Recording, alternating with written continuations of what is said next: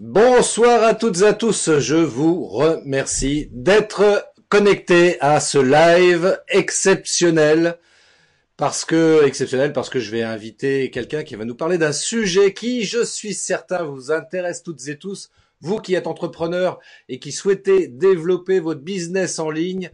Eh bien, écoutez, je vais l'inviter dans une petite seconde. Donc, juste avant, pour rappeler pour ceux qui arrivent dans ce live pour la première fois, qui ne me connaissent pas, donc moi, je suis Christophe Train, je suis réalisateur vidéo et formateur coach en marketing vidéo.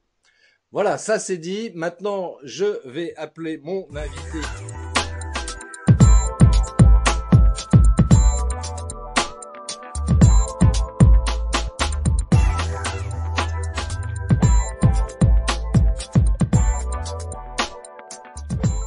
Voilà, je vous le présente, c'est Gaël. Donc Gaël, bah écoute, je te laisse la parole.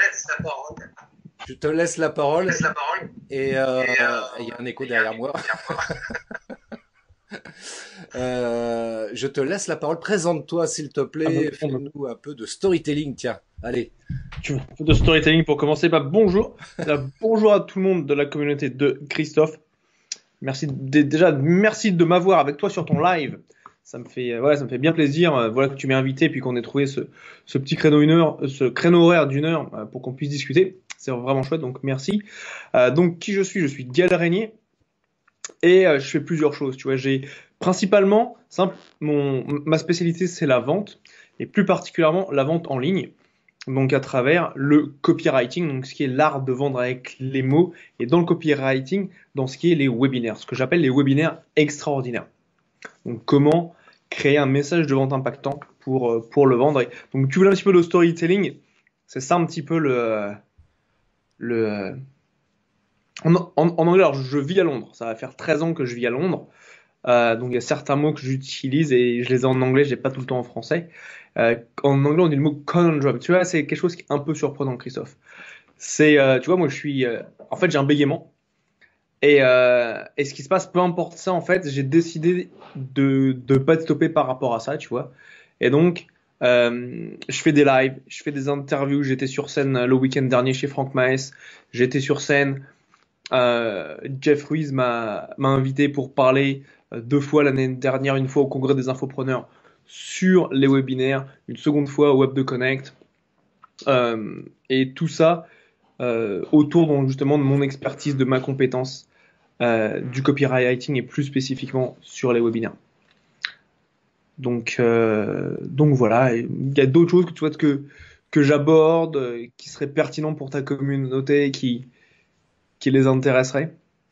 Si ceux qui sont parmi nous en live, si vous avez des questions à poser, n'hésitez pas à intervenir. Voilà, c'est l'intérêt aussi du live, c'est de pouvoir interagir en direct avec notre invité. Donc, vous l'avez bien compris, on va parler copywriting, on va parler webinaire. Mais moi, ce qui m'intéresse justement par rapport à toutes ces choses-là, est-ce qu'il y a deux choses importantes selon toi avant d'entamer quoi que ce soit dans ce genre de pratique? Je vais peut-être répondre un petit peu à ta place, mais je vais quand même te laisser le soin de rentrer dans le détail des deux réponses auxquelles je pense en particulier, à savoir pourquoi on fait les choses et pour qui on fait les choses. Exactement, tout à fait. Donc, donc, le copywriting, déjà, je vais expliquer ce que c'est. Le copywriting, c'est l'utilisation de la persuasion, de l'influence dans le but de vendre, en utilisant les mots. Donc, si on entend très souvent, oui, il faut du trafic, donc, pour apporter des gens, tu vois, sur des pages, sur des landing pages, ainsi de suite. Et il faut également de la conversion. Ben, la conversion, elle va être au cœur.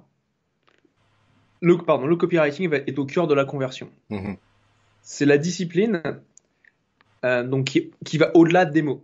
Donc la majorité des gens veulent des mots, veulent des tactiques, des petites stratégies pour pouvoir vendre et bien vendre. Et ça, c'est très intéressant, tu vois, c'est important, mais c'est uniquement, tu vois, allez, 3-4% de la globalité de ce que c'est. Parce que tu peux utiliser les bons mots. Si tu utilises des mots qui sont puissants sur une mauvaise personne ou sur une personne qui ne se sent pas concernée par ce dont tu parles, bah, tu perds ton temps, quoi. Donc, si tu veux, la première chose à vraiment bien comprendre quand tu es amené justement à vendre, que ce soit en ligne ou hors ligne, c'est l'importance de comprendre son client. Je fais des Facebook Live un par jour. D'ailleurs, je lance ce soir au sein de ma communauté webinaire extraordinaire. Je dis toujours qu'il faut se mettre à la place du client. Il faut être en anglais, il faut que tu sois dans les chaussures de ton client. Que se passe-t-il dans la vie de ton client le matin quand il se lève? À quoi est-ce qu'il est amené à penser? À quoi pense-t-il le midi? Où est-ce qu'il va être amené à déjeuner? Est-ce qu'il a des enfants? Est-ce qu'il est marié? Est-ce qu'il n'a pas d'enfants? Est-ce qu'il est seul? Qu'est-ce qui se passe dans sa vie de tous les jours? Et ensuite, ça va être à toi de pouvoir écrire, de pouvoir marketer. Et c'est un levier qui est extrêmement puissant pour vendre parce que justement, en fait, c'est quand tu comprends la personne à laquelle tu vends, bah, c'est là que la personne se sent concernée et qu'elle achète. Qui n'aime pas être compris? Je crois que c'est une des premières choses au monde que tout le monde souhaite, c'est être compris. Exactement, et on aime bien qu'on parle de nous, quoi. On aime bien être compris, on aime bien qu'on s'intéresse à nous, et c'est normal, quoi. Donc par rapport aux clients, effectivement, ça me paraît quelque chose d'essentiel dans les actions commerciales qu'on peut mener comme ça en ligne et même dans la vie de tous les jours, hein, d'ailleurs. Hein, mais pour arriver à réussir à vendre efficacement, ouais, je pense que tu as donné une vraie clé là pour le coup. Absolument. Et c'est quelque chose, si tu veux, c'est la première chose à faire. Et c'est ce que je fais avec tous mes clients. C'est comment comprendre son client. Tu vois, d'ailleurs, on va en parler un petit peu plus tard. Sur les 4 piliers de croissance. Donc ça, c'est le livre que j'ai coécrit. Donc pour moi, c'est très important. La connexion, c'est quelque chose, tu vois, un de mes points forts, c'est la connexion aussi bien entre les humains. Donc là, je l'ai coécrit avec 14 autres leaders à travers le monde. Donc il y a des leaders qui sont en Australie, des leaders aux États-Unis, des leaders au Canada, des leaders bien sûr en Angleterre. Et moi, je suis entre guillemets, le seul petit français de cette troupe. Et la connexion, tu vois, c'est ce que tu crées quand tu écris. Et ça, c'est une autre chose qui est absolument extrêmement puissante. C'est quand tu crées cette connexion avec la personne, elle se sent concernée et elle achète. Mhm. Alors, on va peut-être commencer à aborder justement, parce que tu viens d'en parler, je pense que c'est intéressant qu'on aborde rapidement justement, enfin, qu'on rentre dans le vif du sujet, tout au moins concernant les 4 piliers de croissance. Ouais. Alors, quel est pour toi le premier pilier, le premier indispensable pilier par lequel il faut commencer? Alors, très bonne question. Alors ça, tu vois, je vais revenir un tout petit peu en arrière pour donner du contexte à la personne qui nous écoute. Donc toi qui nous écoutes derrière ta caméra, euh, cette méthodologie que j'ai créée des 4 piliers de croissance, euh, ce sont en fait les 4 étapes qui sont fondamentales avant de se mettre à vendre. C'est-à-dire que si tu ne les fais pas, si tu en rates, tu vas pas avoir la possibilité d'influencer et de vendre aussi bien que si tu les faisais en fait. Donc c'est ça qui est absolument Mhm. vital. C'est tout le monde veut les mots sur le papier, tu vois. Quand tu es copywriter, les gens veulent des emails, vont vouloir des pages de capture, des pages d'inscription, des webinaires, des pages de vente, des séquences AnyChat, ainsi de suite. Très bien, tu vois, ils veulent les mots. Par contre, c'est facile d'avoir les mots entre guillemets, tu vois, tu peux les acheter à bas coût, à pas cher, tu vois. Par contre, la vraie question à se poser, c'est quelle est la qualité du travail? Mhm. Et tu vois, en Angleterre, ils disent une chose dans le monde de l'immobilier, ils disent buy cheap, pay twice. Achète pas cher, mais paye 2 fois. Ça, Je trouve que c'est une bonne formule, effectivement. mais c'est tellement vrai, hein. Ouais, T'achètes un truc pas cher, bah t'as la qualité du pas cher, tu vois. ouais, c'est clair. Mais Maintenant, tu vois, je dirais, c'est même tout le souci, tu vois. Enfin, même pour exagérer un peu le propos, c'est en allant plus loin. Donc du coup, c'est les personnes qui vont même chercher le gratuit, tu vois, sur le web, en espérant trouver le truc qui va leur permettre de faire décoller leur business. Et ils se disent, ouais, moi, j'ai pas envie de dépenser de l'argent, donc je vais chercher du gratuit ou voire même au-delà de ça. Moi, j'ai vu des entrepreneurs qui, voilà, qui estiment tout savoir sur tout et qui, voilà, ils ont besoin de personne, donc ils font ça par eux-mêmes, hein. Et je suis pas sûr que ce soit forcément la bonne formule. Tu vois, au contraire, il vaut mieux essayer d'investir, euh, Bah, j'oserais dire, tiens, allez, je vais te faire de la promo pour le coup, quoi, dans quelqu'un comme toi qui va me permettre de m'aider à améliorer justement mon style d'écriture, voilà, pour avoir vraiment des pages de vente qui vont m'aider à vendre peut-être un petit peu plus, hein. Et en tout cas, c'est le but, hein. Plutôt que de me dire, ouais, je vais rester dans mon coin tout seul, peut-être acheter un bouquin, allez, c'est peut-être le seul investissement que je vais faire, et puis, ouais, peut-être repiquer des phrases à droite à gauche en pensant que ça va matcher, puis en fait, c'est pas toujours le cas. Enfin, je sais pas ce que t'en penses, toi, là-dessus. Ouais, c'est exactement ça en fait. T'as tout à fait raison. C'est la différence entre voilà des gens qui prennent des petites tactiques à gauche à droite. Et enfin, y a rien de mal. Tu vois, quand tu te commences toujours quelque part. Bien sûr. Quand tu commences à, quand tu commences à avoir des business plus conséquents, là, tu vois, c'est tout le mindset et tout cet état d'esprit, tu vois, qui a transformé. En fait, quand on fait ça, ben en fait, on rend pas service vraiment parce que on utilise son temps et on continue en fait dans la même mentalité de l'argent qui part, tu vois. On se rend pas toujours compte qu'en fait c'est un investissement, tu vois, c'est un actif que tu crées pour ton entreprise. Mhm. Une page de vente, c'est un actif. C'est comme si tu avais un employé salarié qui était commercial, dont le seul objectif c'était de faire des appels. Bon bah, cette personne-là est là pour te générer des revenus. Tu vois, une page de vente, c'est la même chose. Une page de vente, moi j'ai certains clients, la page de vente, ils l'ont depuis plus de 12 mois maintenant, et ça, elle tourne toujours à entre 10 et 12% de taux de conversion, ce qui est fantastique. Et ce dont il faut bien se rendre compte, c'est que c'est un actif pour ton business qui va rester là pendant longtemps. Quand tu mets en place ton webinaire, il va être là pendant 1 an, 2 ans, 3 ans, tu vas le mettre en automatique, et c'est important, tu vois, d'avoir ce changement d'état d'esprit quand tu crées quelque chose et quand tu mets quelque chose en ligne. Mhm.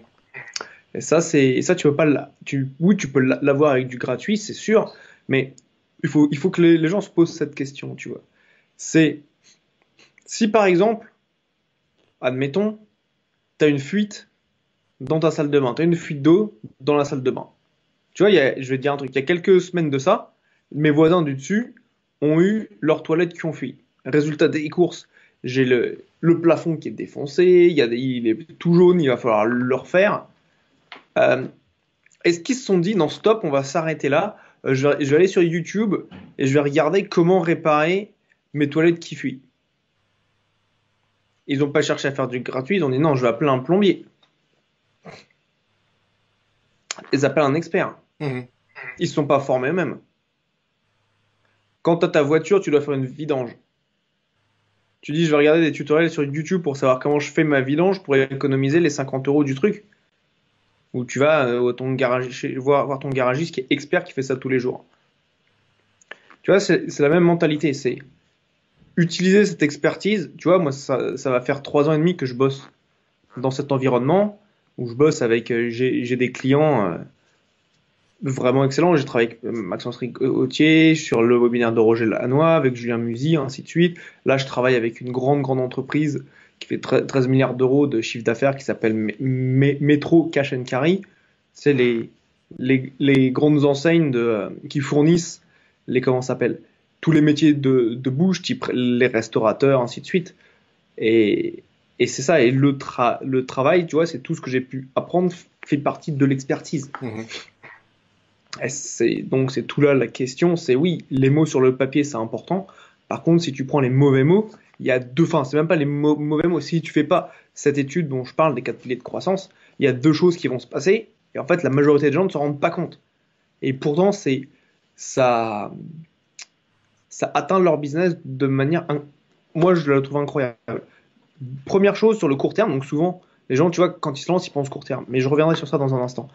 Première chose court terme, simple, ils perdent la vente. Mhm. Parce que c'est pas suffisamment pertinent pour le client. Première chose. La deuxième chose, c'est que long terme, une personne qui est déçue par rapport à un contenu ne va pas revenir. Donc long terme, la personne ne va pas revenir. Et ça, c'est quelque chose, à certains niveaux, quand tu vas être amené à mettre, allez, de base, tu vois, minimum l'accent, j'ai certains clients qui sont à 2000-2500 euros par jour en publicité, tu vois, ça c'est pas énorme, tu vois. Tu peux aller au-delà de ça, tu vois. Mais quand même, c'est vraiment un manque à gagner qui est énorme. Donc, bien savoir et se faire accompagner d'experts en la matière. Absolument vital. Ben, c'est ce que je rappelle moi régulièrement justement par rapport à ça et se faire accompagner par un expert, c'est d'une part, il y a rien de honteux par rapport à ça, au contraire, ça fait preuve d'intelligence et puis surtout c'est que ça va nous permettre de gagner du temps et in fine quand même de l'argent parce que c'est un peu l'idée quand même. Et donc c'est pour ça qu'il faut pas hésiter à se faire accompagner et comme je le rappelle régulièrement d'ailleurs, se faire accompagner comme un chanteur peut faire appel à un coach vocal pour améliorer sa technique et plutôt que de passer 10 ans à améliorer sa technique tout seul dans son coin, il va y gagner énormément d'années par rapport à ça. Le sportif va peut-être faire aussi appel à un coach sportif justement pour gagner du temps et savoir quels sont les bons gestes pour perfectionner sa technique. Hein. Et Ouais. dans le business, je pense que c'est pareil. Et en l'occurrence là, dans la réalisation d'une page de vente qui vende, bah oui, faire appel à un copywriter, ça peut être très très utile.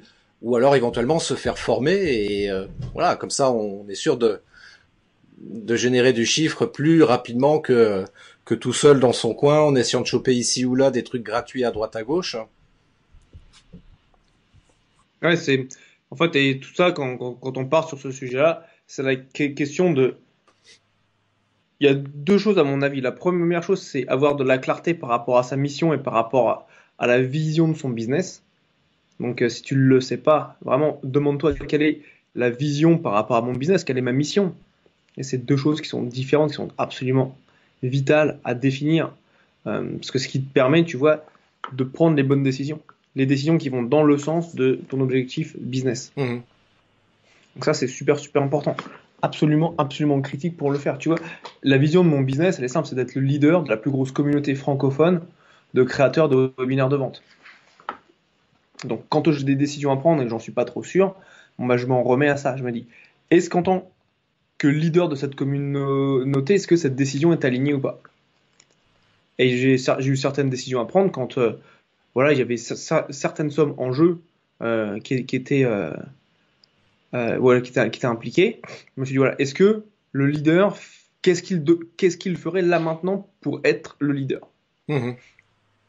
Et c'est ce qui m'a permis de savoir où, quand et comment investir mon argent pour avoir ce statut de leader sur le marché. Là, ce que tu dis, c'est hyper important justement. Tu vois, c'est là pour ceux qui nous écoutent. Là, effectivement, c'est là, je vous demande de vous arrêter 2 petites secondes sur ce que vient de dire Gaël parce que c'est simple, mais c'est tellement puissant ce qu'il vient de dire.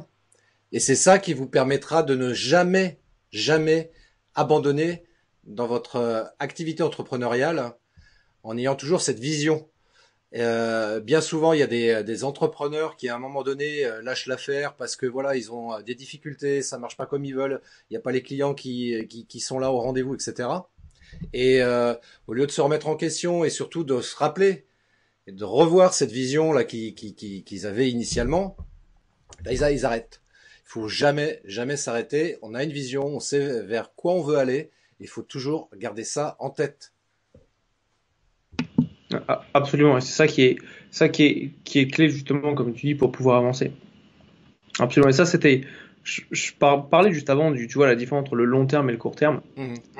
Et qu'il y a pas mal. En fait, ce qui se passe, c'est en tant qu'être humain, on veut des résultats dans le court terme, tu vois.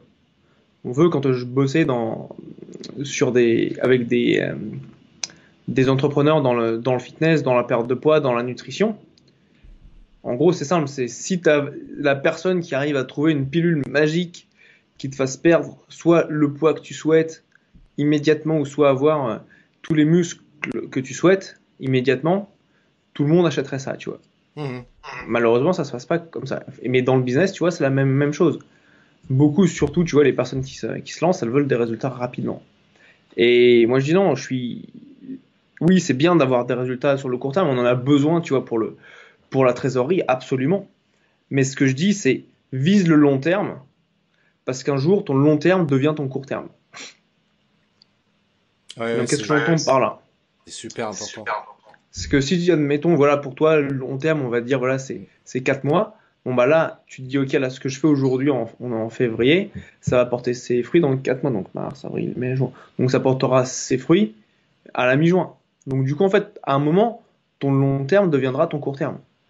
C'est comme ça, tu vois, que euh, j'ai eu des clients que je connais, enfin c'est des personnes avec qui j'avais des relations que je connaissais depuis peut-être un an et demi, mais qui sont devenus clients très rapidement. Pourquoi? Parce qu'on a déjà toute cette relation qui a été établie.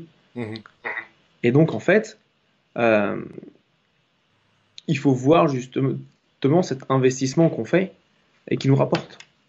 Et toujours les investissements que j'ai pu faire, aussi bien en coaching, tu vois, ça va faire 7 8 ans que je fais soit du développement personnel euh, ici en Angleterre, tu vois, dans beaucoup de formations, développement business, pareil, des formations, et ça m'a toujours rapporté énormément.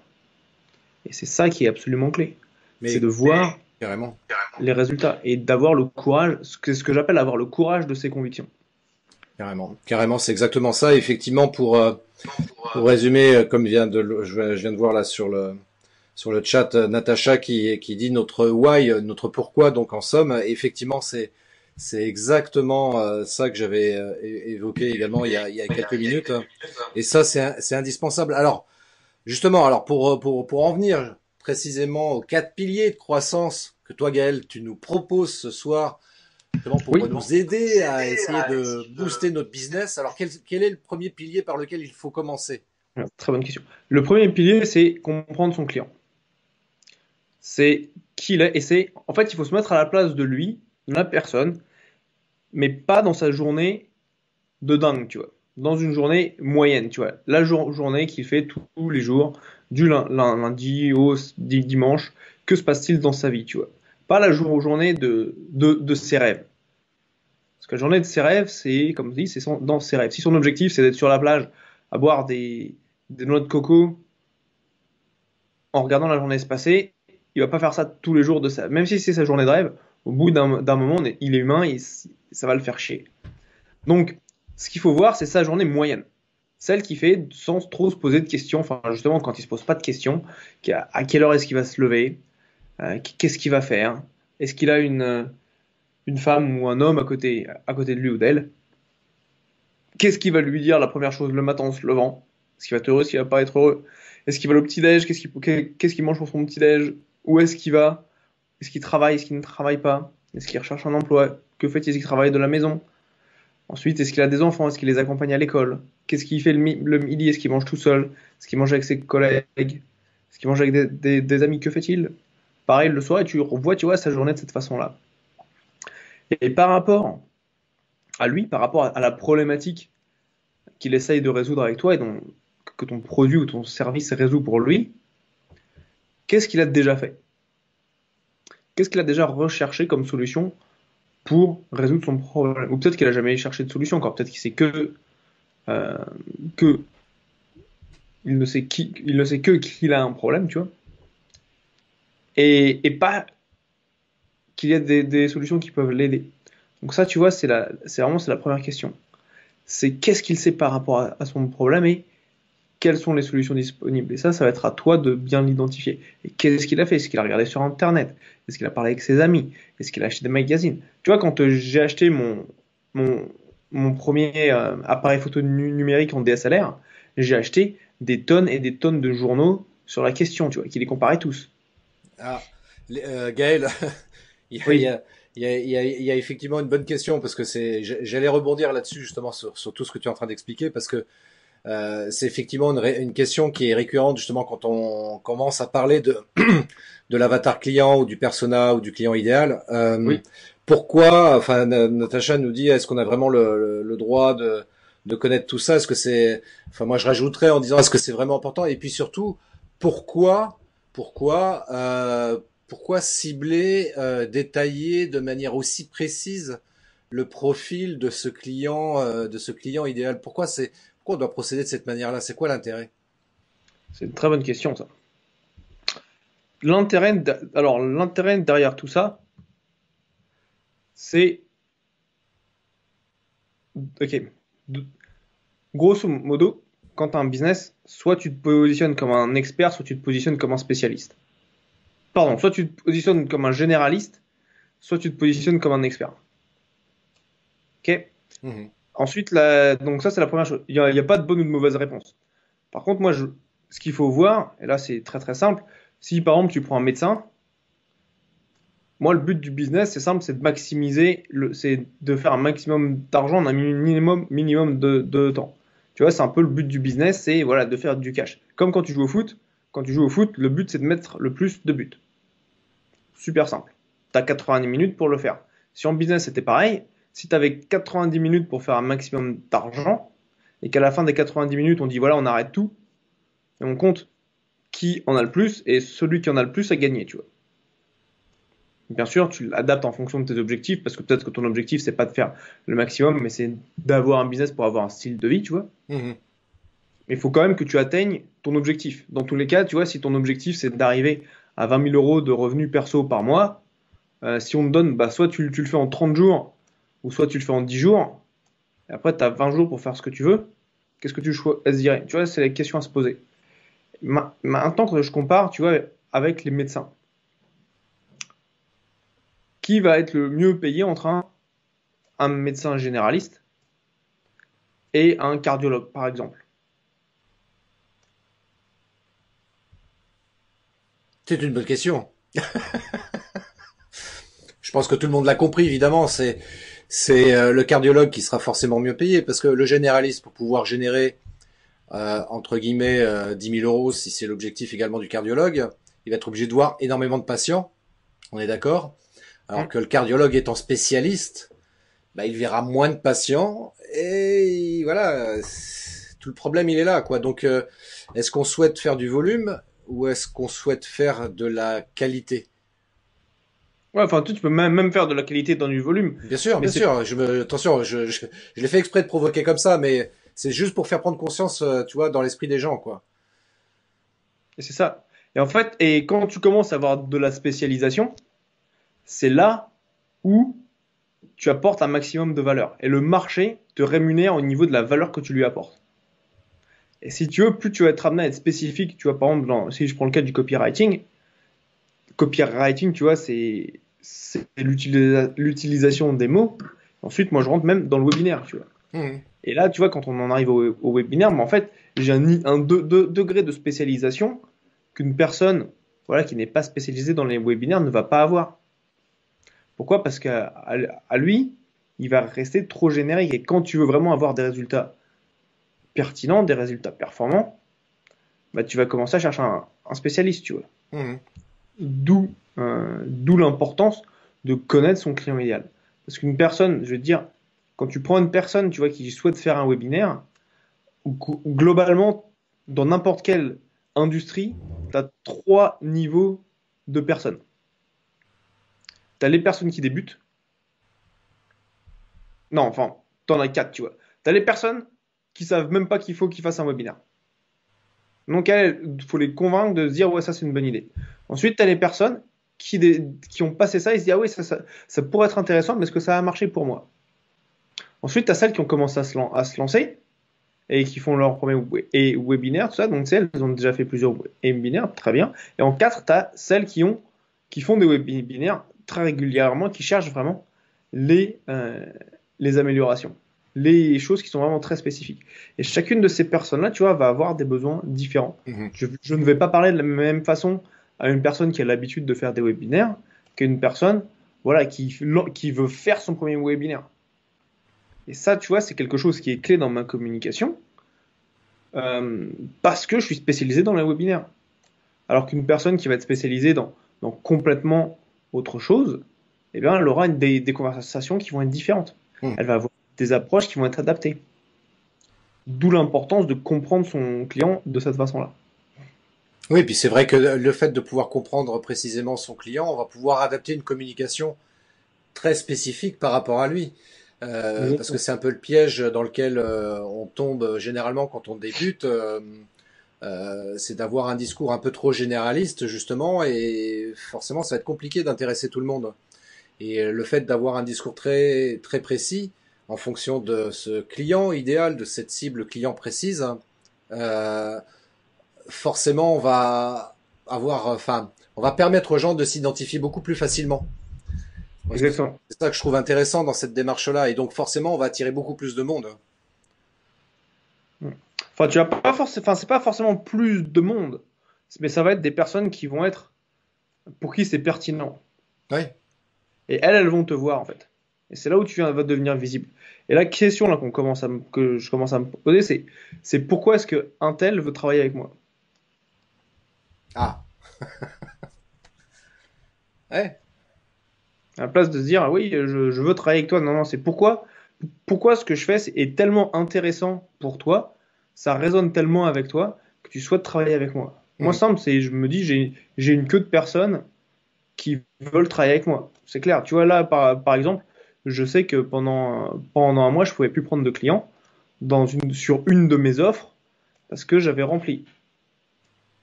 J'avais de la disponibilité sur d'autres, mais sur celle-là, c'était pas possible.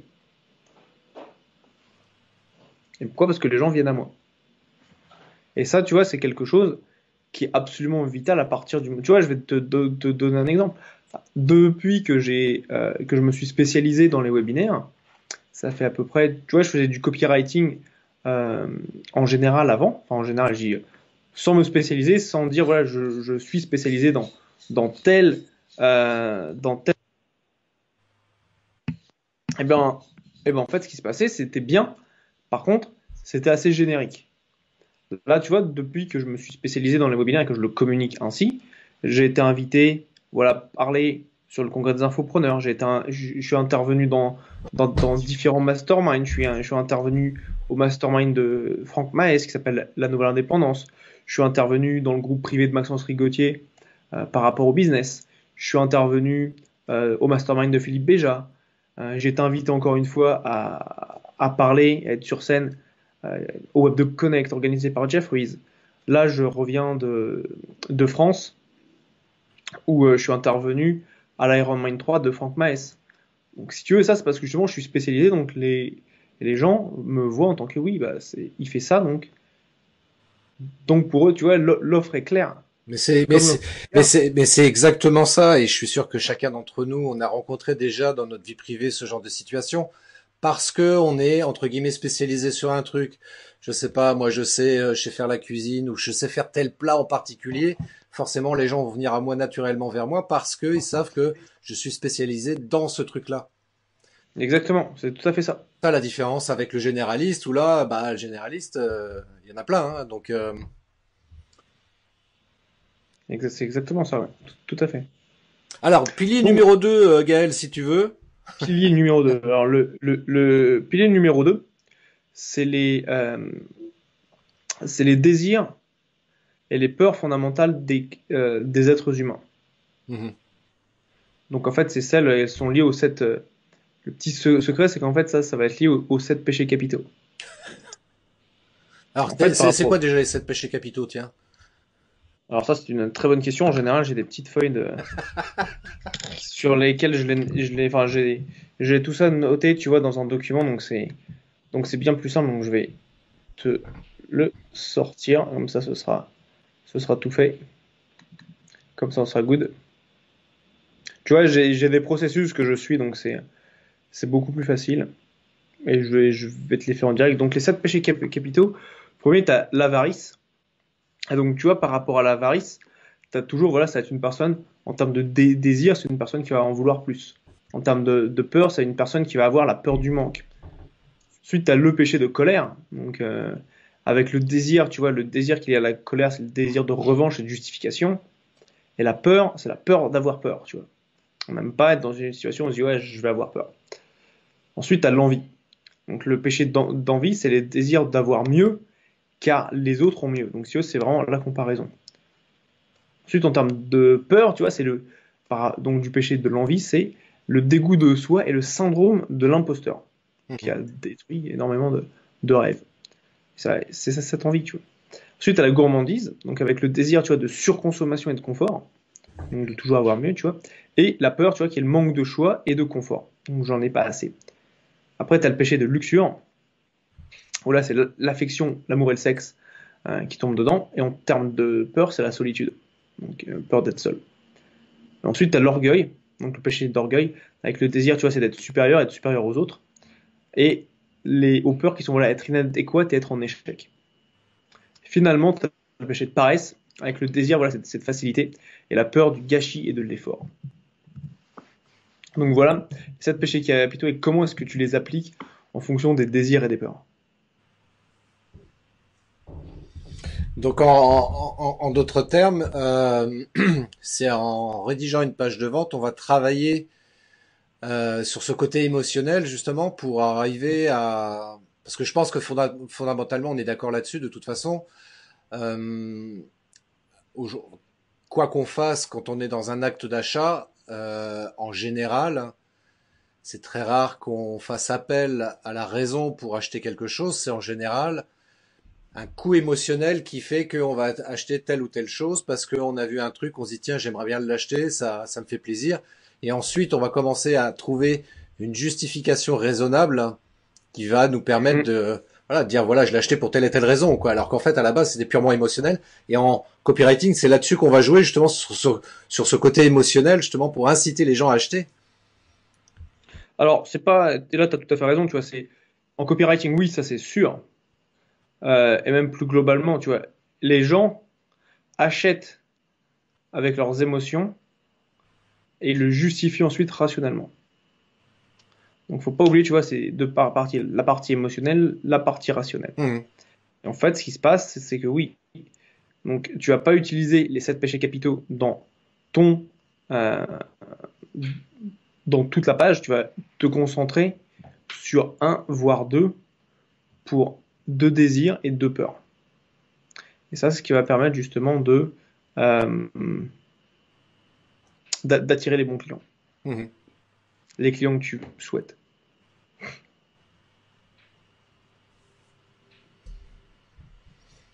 Ya, As-tu des questions? Y a-t-il des gens qui posent des questions est-ce qu'il y a des gens qui nous posent des encore plus? questions? S'ils veulent poser des questions, avec grand Allô? plaisir. Faites-vous plaisir. Moi, j'ai plus rien là, pour boire.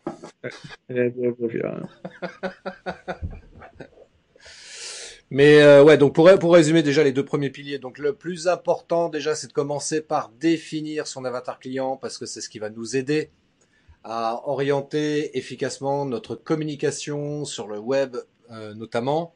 Et puis la seconde Ouais, chose, travailler également sur les émotions dans notre discours parce que c'est des choses qui vont nous permettre aussi de susciter l'achat chez notre prospect. Donc voilà, ça demande de l'entraînement, de l'exercice, et puis encore une fois, si on veut acquérir ces notions-là rapidement, bah, passer par quelqu'un comme Gaël par exemple, qui va vous enseigner tout ça à travers d'une formation adaptée. exactement. Et même au-delà de ça, c'est ton approche pour pouvoir vendre en fait. C'est clé pour ton approche de la vente. Alors j'ai une remarque, enfin une demande de Natacha du Loiret. Ah, super, bah, Natacha du Loiret. Bonsoir, Natacha. Ça fait comme à la télévision, tu sais, avant on disait ça. Donc Natacha du Loiret nous pose une question. Moi, je veux bien que Gaël reparle de la peur gourmandise. Je veux bien que je reparle de la peur gourmandise. Avec grand plaisir, Natacha. Je te reparle. Donc, tu as le désir et la peur gourmandise. Donc, la peur gourmandise, c'est le manque de choix et de confort.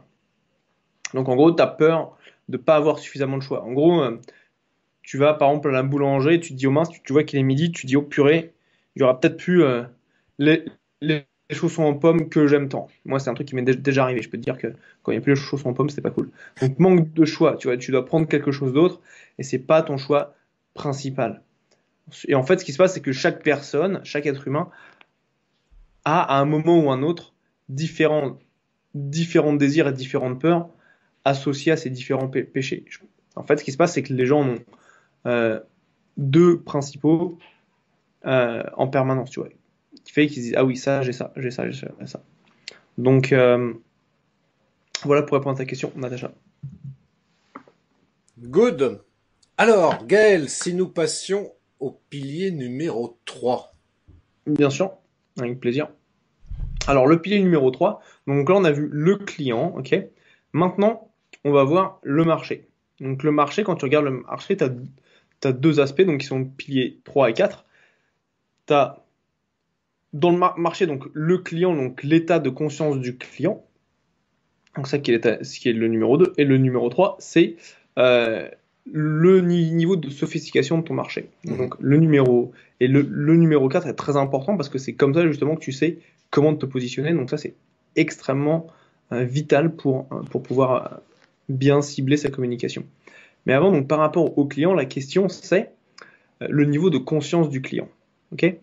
Donc qu'est-ce que le client sait de ses désirs? Donc est-ce qu'il sait qu'il a un désir ou est-ce qu'il est complètement inconscient de son désir? Par exemple, tu vois, Apple fait un boulot énorme pour susciter le désir chez les gens. Ensuite, tu as la personne qui connaît son désir et qui doit ensuite comprendre son problème avant de trouver une solution.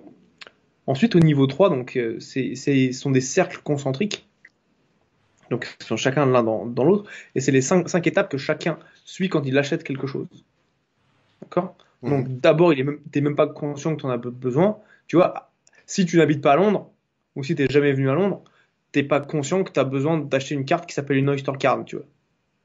Qui est la carte de transport, un peu comme la carte à Paris, c'est la, Navigo. la Navigo, merci bien. Un peu comme la Navigo à Paris. Bon, bah là, il te faut cette carte-là. Tu sais que tu as besoin de transport, mais tu sais pas, tu te dis pas que tu as besoin de ça, quoi. Donc ensuite, tu arrives et tu te dis, voilà, bon, j'ai compris, j'ai ce désir-là. Maintenant, donc j'ai ce désir, donc mon désir, tu vois, de me déplacer. Mon désir de me déplacer, bah, bien, bah, je peux prendre, euh, je peux prendre ça. Ou comme avant d'aller en Thaïlande, tu sais que tu veux te déplacer, mais tu sais pas que tu veux prendre des tuk-tuk pour te déplacer, par exemple. Si tu connais pas, tu peux pas savoir. Ensuite, tu arrives, donc tu connais le problème, tu définis ton problème. Donc là, c'est quand tu es au niveau 3. Donc tu connais ton problème. Ensuite, voilà, tu dois chercher les solutions disponibles. Donc je veux aller, par exemple, de Londres à l'aéroport. Ouais, qu'est-ce que je peux faire? Je peux y aller en taxi, je peux y aller en train, je peux y aller à pied, je peux aller en métro. Tu as beaucoup de façons de pouvoir le faire. Et ensuite, au niveau des solutions, donc tu es au courant de toutes les solutions et tu choisis la meilleure solution pour toi. C'est la dernière, donc le niveau 1, donc c'est intime, donc la personne te connaît déjà, elle est déjà cliente, et donc en fait tu communiques avec elle, donc encore une fois de manière différente, parce que une personne qui est cliente, tu vois, elle n'a pas besoin de me connaître. Enfin, elle me connaît déjà, donc si je lui dis, oui, je suis Gaël Régnier, j'habite à Londres, ça fait 13 ans, je fais du copywriting, je me spécialise dans les webinaires, et ce que j'adore par-dessus tout, c'est la vente pour t'aider toi à avoir ton succès. Bah, si tu me connais déjà, tu auras déjà entendu ce discours. Non, quand tu me connais, ce que tu veux savoir, c'est ce qui est différent depuis la dernière fois. Tu veux connaître mes nouveaux clients, mes nouvelles offres, ce que j'ai fait, si j'ai fait des formations, si j'ai fait des masterminds, toutes ces choses-là. Mhm. Et donc, tu dois adapter ta communication, et ça, c'est ce qui est la conscience du client. Et donc, il faut savoir adapter son approche par rapport à ce que le client sait. Ce que je dis toujours en vente, en marketing en particulier, c'est tu dois savoir ce que le client sait, donc qu'est-ce qu'il sait déjà, et qu'est-ce que tu dois lui apprendre. Mhm. Ces deux choses-là. Qu'est-ce qu'il sait déjà, et qu'est-ce que tu dois lui apprendre. D'où l'importance de connaître son client idéal. Question de Marie-Ange. Euh, Elle est où elle vient d'où Marie-Ange? C'est Marie-Ange du Loir-et-Cher. du Loir-et-Cher, super. Qui demande, donc à toi Gaël, peux-tu revenir sur le sujet du syndrome de l'imposteur? Comment expliquer ce syndrome? Alors ça c'est une très bonne question. Elle veut l'expliquer. Alors moi je vais pas l'expliquer parce que ma spécialité c'est pas de coacher les gens pour qu'ils n'aient pas de syndrome de l'imposteur. Moi c'est de voir quand justement comment tu rassures une personne qui a ce syndrome de l'imposteur. Tu vois. Ça va être sa peur. Sa peur c'est de se dire voilà moi j'ai envie d'avoir un business qui génère tant par exemple. Par contre, tu vas te dire, ouais, j'ai le syndrome de l'imposteur. Donc, en fait, dans ta copie, dans ce que tu vas être amené à communiquer à la personne, que ce soit sur tes publicités Facebook, dans tes pages de capture, dans tes emails, ainsi de suite, tu vas raconter des histoires qui vont être en lien justement avec ce syndrome de l'imposteur. Alors, est-ce que c'est clair pour Pour Marie-Ange. Marie-Ange, pardon? Bah écoute, j'espère que c'est clair, effectivement. Alors, moi, De toute façon, il y a toujours un petit délai entre, ouais, il y a toujours un petit entre décalage, ouais. Ouais. C'est vrai que le syndrome de l'imposteur, c'est un syndrome qui est malheureusement assez commun, surtout quand on débute dans l'entrepreneuriat, parce que bon, ça induit aussi ce syndrome de légitimité également.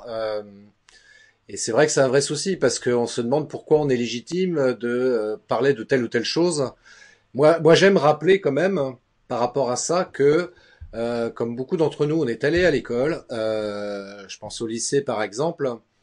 Et au lycée, moi, j'avais entre autres un prof d'économie qui me parlait économie, qui me parlait les marchés capitalistes, etc. C'était juste un prof, c'était pas un entrepreneur, c'était pas un spécialiste entre guillemets, c'était pas quelqu'un qui pouvait entre guillemets démontrer par ce qu'il avait pu faire que ce qu'il expliquait c'était juste et réel et concret et sérieux, etc. Et c'est vrai que c'est un petit peu je trouve que c'est un bon exemple, moi, les enseignants par rapport à ça, parce qu'on pourrait très bien dire, mais de quel droit cette personne-là me parle d'économie, enfin, qui elle est pour me dire que tel système économique est meilleur qu'un autre, entre guillemets, même si évidemment ils prennent jamais parti, parce que c'est pas leur rôle, mais qui il est pour me parler de ça, quoi. Moi, un Bien businessman sûr, qui ouais. me parle d'économie, je dis oui, ok, je donne du crédit à ce qu'il me dit, parce qu'il a monté un business, il n'y a pas de problème, mais c'est pour ça qu'il faut relativiser un petit peu les choses, parce que tous à notre niveau, on a le droit de parler de démarrer une activité entrepreneuriale, de dire voilà, moi je suis un spécialiste, voire pourquoi pas un expert sur tel sujet, parce que néanmoins j'ai quand même acquis des compétences, des connaissances au fil des années passées, et aujourd'hui je veux voilà mettre ça à disposition au travers d'une entreprise que je viens de créer, et ouais, je me sens légitime pour parler de ça, quoi. Bien sûr, ouais. De toute Euh, façon, tout ça, enfin, c'est dans la tête. On va pas rentrer dans des. non, non, on va pas rentrer là-dedans, mais c'est vrai que ça fait partie du mindset, effectivement. Tu vois, moi, c'est ce que je fais. Tu vois, je fais énormément de mindset, de choses comme ça. J'ai lu donc, un livre qui est absolument extraordinaire, qui s'appelle les 5 blessures qui vous empêchent d'être vous-même de Lise Bourbeau, qui est absolument excellent pour avoir des clés de compréhension de notre manière d'être. Donc, si Natacha et Marion, si vous êtes intéressés, je vous recommande vraiment ce livre. C'est les 5 blessures qui vous empêchent d'être vous-même, si je dis pas de bêtises. Et c'est vraiment, vraiment excellent. Et l'auteur, c'est une auteure canadienne qui s'appelle Lise Bourbeau. Ah bah ça vient du Canada, là c'est cool. C'est Ah, fun. c'est excellent, exactement. Tu nous as parlé aussi des étapes de la sophistication du marché. Exactement, ça arrive. Alors ça, la sophistication du marché, en fait, t'as 5 étapes. C'est comme la conscience de tes clients, c'est la sophistication du marché. Et en fait, ce qui se passe, c'est que à n'importe quel moment sur un marché, tu vas avoir plusieurs acteurs. Et chacun de ces acteurs, en fait, va entrer sur le marché à différentes étapes. Ok. Donc, par exemple, je te donne un exemple. Quand Apple a lancé, euh, comment ça s'appelle, le premier iPhone, ils étaient grosso modo premiers sur le marché. C'était pas vu du tout avant. Donc, en fait, il y avait un certain type de communication qui était aligné avec le fait qu'ils étaient les premiers sur le marché. D'accord. Ensuite, voilà, tu as d'autres acteurs qui sont arrivés, Samsung, tu as eu Huawei et compagnie. En fait, ils ont été obligés d'avoir un autre type de communication, de faire évoluer leur communication pour s'adapter au marché. Et en fait, c'est quelque chose, tu as 5 phases. Donc, tu as la première phase où tu vas dire, voilà, qui tu es, ce que tu fais, et comme tu n'as pas de concurrent, bah, c'est suffisant. Ensuite, la deuxième personne arrive, donc tu dois apporter encore, voilà, de meilleures, de meilleures promesses de vente. Donc, avec, si par exemple, si on prend le cas de la perte de poids, première étape, tu vas dire, voilà, perdez 5 kilos grâce à mon programme. La deuxième, au second niveau, tu vas dire, voilà, soit tu vas dire, perdez 10 kilos, donc tu augmentes la promesse, ou soit tu dis perdez 5 kilos en 2 semaines. Donc là, tu mets le facteur temps dans ta promesse, très important. Ensuite, tu passes au niveau 3. Donc là, au niveau 3, c'est quand le marché commence à devenir saturé, où là, en fait, au-delà de ça, tu vas utiliser une méthodologie unique qui va te permettre de justifier ta promesse. Exemple, perdez 5 kilos en 2 semaines grâce à la méthodologie du lapin blanc, par exemple. Alina. C'est c'est bon ça. Et ensuite, donc au niveau 4, donc là en fait tu vas encore plus loin, le marché devient vraiment complètement saturé. Et là, tu vas commencer à sous-nicher. Donc à dire, voilà, tu vas dire, voilà, perdez 5 kilos en 2 semaines grâce à la méthodologie du lapin blanc pour euh, juste avant votre mariage. Comme ça, en fait, tu deviens l'expert dans ta niche de personnes pour perdre du poids avant son mariage. Donc c'est très très clair. Tu vas aller dans par exemple, tu vois, dans des Mhm. salons de mariage, ainsi de suite. Et tout ça te permet vraiment d'être très spécifique au niveau de ta communication.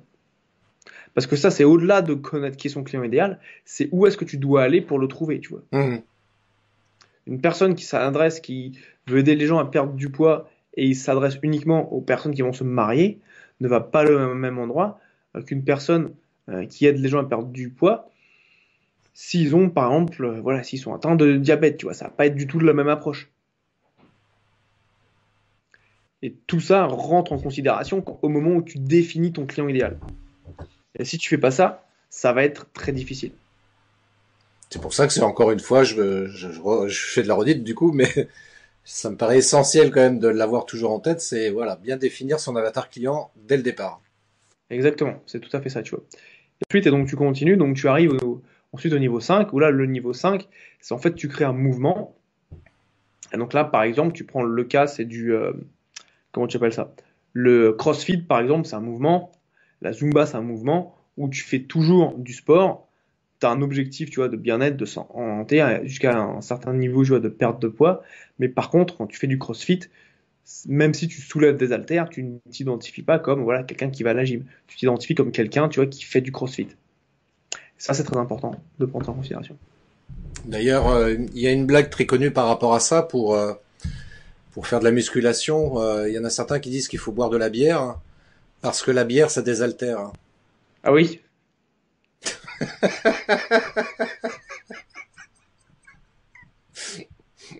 Un peu d'humour ne fait pas de mal. Hein. Ah, comme disait ta grand-mère. C'est ça. C'est bon, ça. Euh, donc c'est important. Je crois que je pourrais peut-être résumer ça comme ça. Ce qui est important effectivement, c'est peut-être la valeur perçue d'une marque.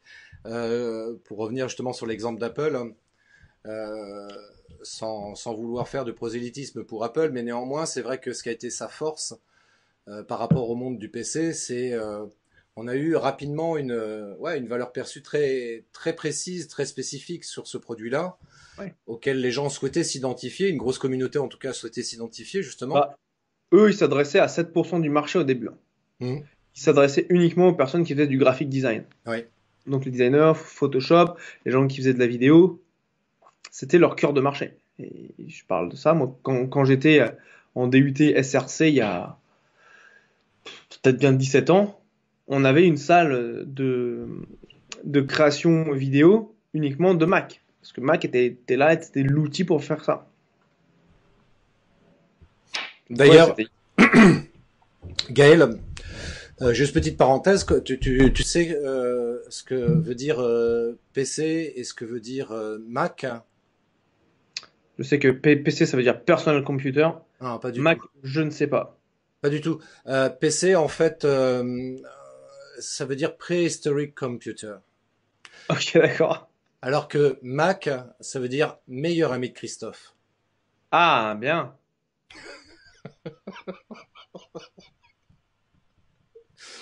Je comprends bien. C'est pour ça que j'adore Mac. Mais Et que Mac doit bien t'aimer également, ouais. Absolument. C'est bon ça.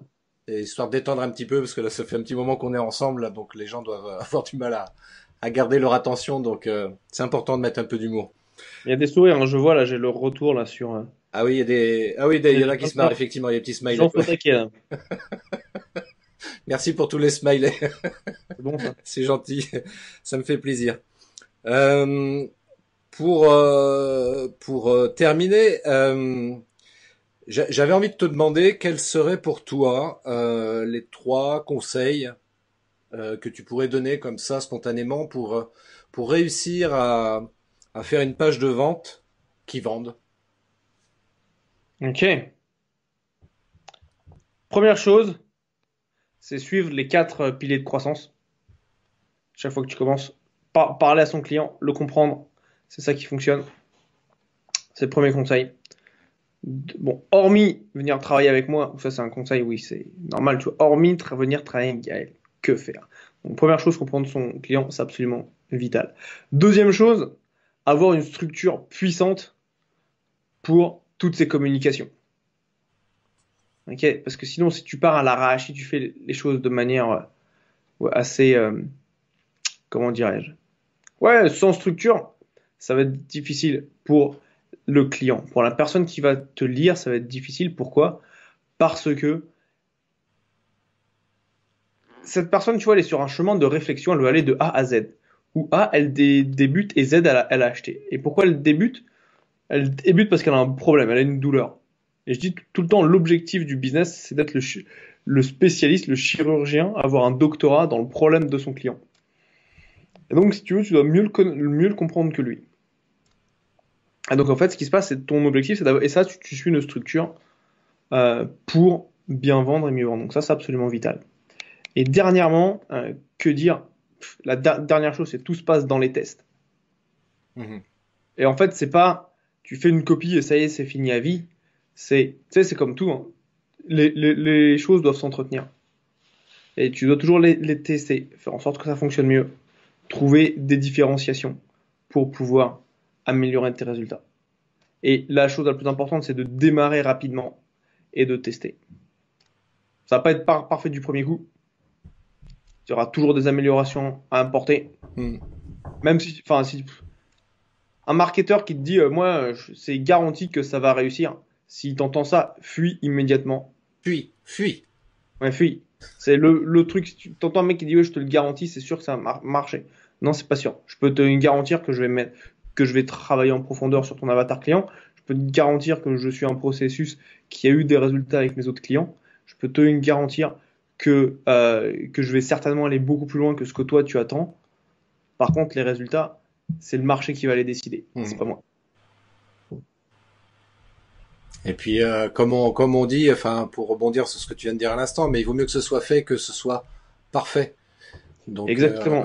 après, effectivement, on va apporter des correctifs pour pouvoir avoir quelque chose qui soit plus aligné et en phase par rapport au marché que l'on cible. Mais voilà, ça sert à rien d'attendre d'avoir un produit parfait à proposer avec une page de vente parfaite, avec toute une méthodologie et un process parfait pour commencer à se lancer dans le business. Au contraire, même je dirais, il vaut mieux essayer des choses et se planter, parce que ça va nous permettre d'acquérir de l'expérience.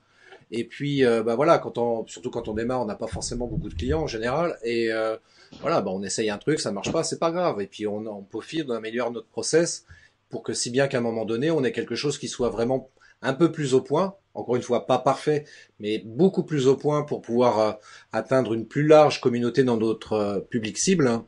Et c'est comme ça qu'on va pouvoir commencer à vraiment bosser, quoi. Donc moi, c'est le conseil que je préconise en tous les cas pour pas que les gens rentrent dans la procrastination. C'est un mot qui est pas facile à dire. Et et puis qu'on soit toujours dans l'action, quoi. C'est comme ça que ça marche. Il suffit de regarder les enfants, tu vois. Enfin, moi, c'est ce que je dis. Regardez un gamin, quoi. Voilà, il sait pas faire du vélo. Il attend pas d'avoir étudié des bouquins, vu des tutos, machin, etc., pour se dire, ça y est, je sens que je suis prêt à faire du vélo. Non, il fait du vélo avec deux petits trous en plus derrière, et puis il se casse la figure, et puis il remonte sur le vélo et il réessaye. Et c'est comme ça qu'on a tous commencé à faire du vélo, et c'est pareil dans la vie entrepreneuriale. Voilà, on teste des trucs, ça marche pas, c'est pas grave, on continue. Parce que, et je reviens là-dessus sur ce que tu as dit, Gaël, tout à l'heure, parce que on a cette vision. Voilà. C'est clair. Ce que je dis souvent, c'est ça, c'est quand est-ce qu'un bébé s'arrête d'apprendre à marcher?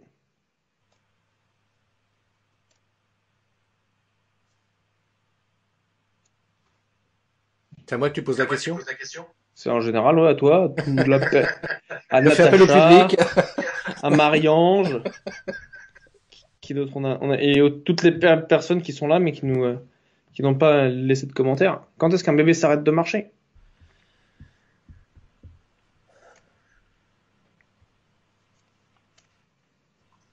C'est ça, et c'est la même approche qu'il faut avoir dans le business. Il s'arrête quand il marche. En gros, il lâche, voilà exactement, Attacha nous dit jamais, c'est exactement ça. Il continue à marcher jusqu'à temps qu'il marche. Dans le business, c'est pareil. T'as les résultats quand? Bah, quand t'as les résultats. Mhm. Et jamais lâcher l'affaire. C'est le truc le plus important. Et t'as jamais vu un bébé qui essaye une fois de marcher, il se casse la gueule, il réessaye, il tombe, et après il dit non, tu sais quoi, cette histoire de marcher, c'est pas pour moi, ça sert à rien, il se met sur le côté, il fait du boudin. T'as jamais vu un adulte qui marche à quatre pattes? Imagine-toi le délire, quoi. Si, ça, des fois on en voit parce qu'ils ont un peu trop bu. Ouais. Tu vas faire tes courses chez Leclerc, imagine-toi le délire si t'avais un tiers des personnes qui allaient faire leurs courses à quatre pattes. Ah, ça pourrait être drôle. Bonjour madame. T'aurais deux niveaux de caisse, des caisses basses, des caisses hautes. Ouais, c'est assez ouf, tu vois. Et, et quand tu vois ça, tu dis, mais qu'est-ce que c'est que ce délire, quoi? Et je me suis toujours demandé, imagine-toi si les adultes n'avaient pas de filtre et qu'ils étaient tous comme des enfants dans des centres commerciaux, quoi.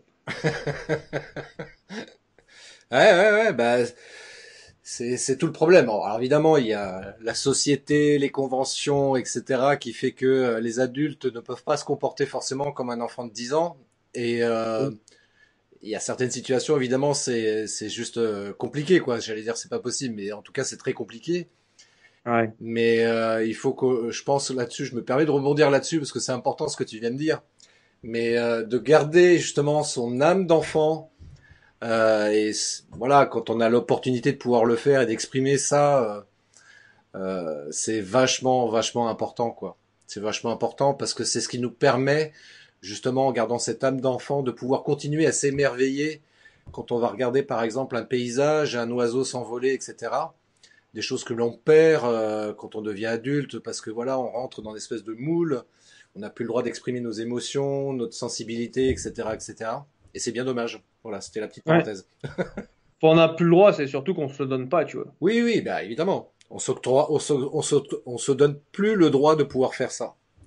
Parce Exactement. qu'on a peur, entre guillemets, tiens, je sais pas si ça fait partie des peurs, mais on a peur justement du regard des autres, on a peur que les gens nous jugent mal, Ouais. et on commence à subitement à vouloir danser au milieu de la rue, parce que voilà, on entend une musique et ça nous fait plaisir, et comme un enfant va le faire lui spontanément pour le coup, quoi. Exactement, ouais.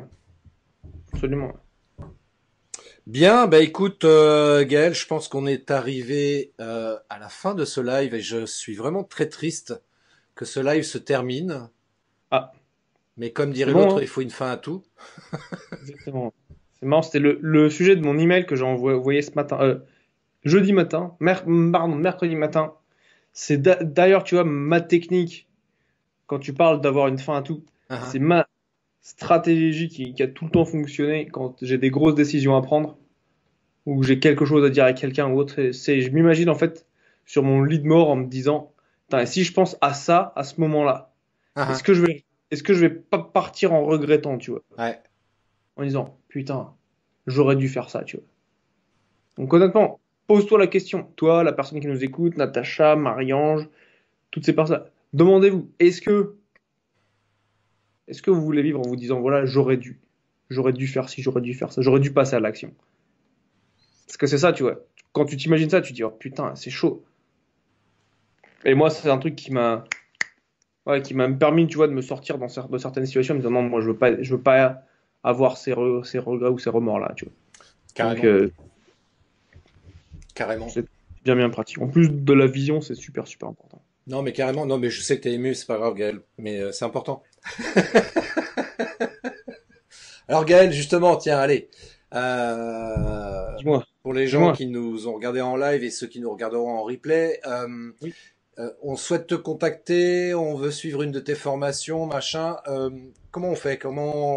comment on te retrouve sur le web? Alors, merci de ta question. Pour me retrouver sur le web, alors le plus simple, ce que je peux faire, je peux aussi leur offrir justement, il y a plusieurs choses, tu vois. Ce que je vais faire, je vais vous mettre un lien vers j'offre mon chapitre que j'ai coécrit en français, donc Cool. pas, pas besoin de parler anglais. Je mettrai le lien dans les commentaires. Tiens, je peux même le mettre maintenant, le lien, Oui, oui, pendant que vas-y, je fais. mets-le maintenant, mets-le tout de suite. Oui, oui, oui, vas-y, vas-y. Comme ça, les gens l'ont. Tac, tac. Ah, e-book. Donc ça, en fait, ça vous offre mon e-book par rapport justement aux 4 piliers de croissance et j'en parle un. Il y Ah, a- on veut même m'inviter au resto, je vois ça, Oui, ça oui, il y a c'est sûr. Natacha qui souhaite t'inviter au resto, donc c'est super, ça, c'est cool. Merci beaucoup, Natacha. On pourra parler quand je reviendrai en France. Voilà, Avec voilà. plaisir. Tu, re- Et Tu reviens quand en France d'ailleurs, tiens, je reviens en France au mois de juin normalement. D'accord. Enfin, c'est pas normalement, c'est prévu. Je suis à Dubrovnik début juin, et puis je reviens dans le sud de la France, entre Cannes et Nice. Pour Et quelle puis, occasion précisément? Tiens, je sais que tu peux le dire, donc vas-y. à Dubrovnik? Non, dans le sud de la France, hein. Ah, j'ai ma maman qui habite dans le sud de la France. Ouais. Et en fait, je fais un, comment ça s'appelle? Oui, oui, tu as raison. J'ai un atelier sur Voilà. les. Merci de moi. Quand même, j'essaie de te tendre des perches.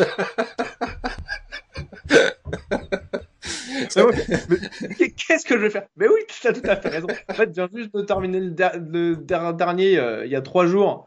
Et oui, effectivement, le prochain est planifié 15 juin. Donc, oui, alors on revient. Je fais un atelier donc justement sur les webinaires donc pour les personnes qui se lancent dans leur webinaire ou qui en ont déjà, mais qui sont pas satisfaits de leurs résultats, sur 2 jours pour justement que tu puisses ressortir de ces 2 jours avec voilà tout ton webinaire fait et que tu puisses justement pouvoir passer à l'action. Donc ça va se passer entre Cannes et Nice autour du 15 juin, donc du lundi 15 juin. Donc ça c'est la première chose. Et puis ensuite, Natacha pourra m'inviter au resto vu que c'est mon anniversaire le 23. Bah voilà, c'est dit. Donc voilà, voilà. Donc donc ça, tu vois, le e-book, ouais, donc ça, puis ensuite je serai à Paris certainement une dernière semaine de juin, où j'organiserai. J'ai aussi, ouais, ouais, oui, j'ai une communauté aussi. Ça va intéresser les membres de ta communauté, justement. Donc ma communauté, et d'ailleurs tu en fais partie, qui s'appelle Webinaire Extraordinaire, où je Absolument. parle justement de la vente, du marketing et plus particulièrement, tu vois, de comment faire un webinaire qui attire des prospects, qui les convertissent en clients et qui ensuite qui les fidélise. Donc super important. Ouais. Et donc ça, je mettrai le lien également pour rejoindre la communauté. Ouais. Parce que Euh, ce groupe, je vous invite vivement à rejoindre ce groupe Facebook parce que c'est vrai qu'il y a plein d'informations que Gaël partage et franchement c'est très très intéressant. merci, merci Christophe. Il vous en prie. Donc,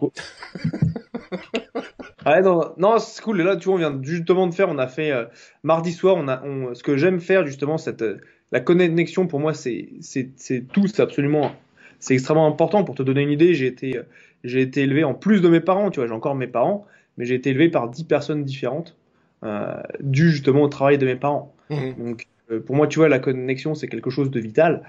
Et c'est pour ça que j'organise ces rendez-vous à chaque fois que je suis sur Paris. La dernière fois, bah, mardi, on était 8 avec des membres de la communauté, dont euh, bah oui, tu m'as dit que tu le connaissais, Sébastien Knight ou Sébastien le marketeur français, Oui. qui était présent. Donc c'est vraiment, vraiment chouette d'avoir voilà, des personnes, tu vois, aussi bien de ce calibre-là, qui est entre guillemets un dinosaure du web, et des personnes qui se lancent, tu vois.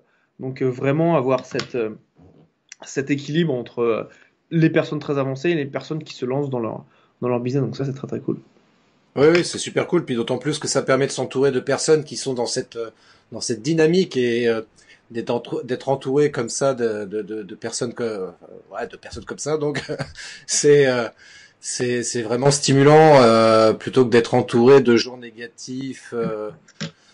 Voilà. Exact. Ah, ouais, c'est clair. Là, tu vois, en général, enfin, moi, c'est les gens négatifs en général, soit ils restent pas, soit ils partent de même, soit ou si je l'ai fait dégager, tu vois. Pas à ce point, je l'ai fait dégager, tu vois. Ça a l'air un peu cru comme ça, mais mon but, c'est que c'est vraiment qu'on ait une communauté qui soit excellente, de gens, tu vois, qui sont bienveillants, qui ont le cœur sur la main, qui sont là pour contribuer. Moi, c'est ce que je cherche, tu vois. Et c'est ce que je crée dans cette communauté, tu vois, des gens qui se soutiennent, avec qui, tu vois, on peut tous avancer. On donne tous énormément, tu vois, je donne tous les jeudis, là, je vais faire un live dans un peu moins d'une heure, où je donne toujours de la valeur monumentale dans ce groupe, tu vois. Et pour moi, ça, c'est le truc le plus important. C'est d'avoir ça, c'est d'avoir des personnes qui contribuent. Les personnes, les haters, les gens qui sont cyniques, euh, ça, c'est pas un truc, tu vois, qui m'intéresse d'avoir. C'est soit t'es là pour apporter ta pierre à l'édifice, soit tu prends un moment de pause et quand tu seras prêt à avoir cet état d'esprit, tu pourras revenir. Mais en attendant, je suis là, tu vois, je suis un peu le gardien, tu vois, de l'esprit de la communauté. Mais t'as Donc raison. ouais, ça, c'est peut-être un peu crude de dire que les gens les dégagent, mais Non, mais c'est une tu vois, réalité. Je dirais même, je dirais à la rigueur, c'est même une presque, en exagérant le propos, c'est une question de survie aussi, parce que sinon, ça va être des gens qui vont venir pourrir le groupe et c'est pas le but, quoi. tu sais quoi, c'est exactement ça. Moi, mon objectif, c'est d'avoir des. En plus, si tu veux, je sais que quand tu fais, tu vois, des webinaires, tout ça, faut avoir. euh, Tu te mets entre guillemets à nu devant la caméra. Bon, pas, tu vas pas te mettre à nu, tu vois. Non, non, oui, Mais mais vous méprenez pas, mesdames. Hein, il va pas se mettre tout nu devant la caméra. non. Hein. Sinon, Ou messieurs, ah, on sait jamais, ça peut être messieurs aussi. Hein. oui, on sait pas. Oui. Et si tu veux, c'est ça. Et donc en fait, les gens, faut quand même qu'ils aient un endroit où ils aient le courage d'exprimer leur vulnérabilité, tu vois. Et donc, c'est pour ça, moi, tu vois, je tolère pas, et j'ai déjà eu des dérapages où j'ai dit aux gens, bah voilà, soit un avertissement, tu parles pas comme ça aux gens, tu vois, soit c'est simple, tu pars. Et, euh, et pour moi, c'est important d'avoir justement euh, un excellent esprit dans ce groupe. Donc voilà, donc si vous êtes encore là sur le live, si vous m'entendez là maintenant, je vous invite cordialement à nous rejoindre. Exactement. J'ai mis le lien dans le comment ça s'appelle?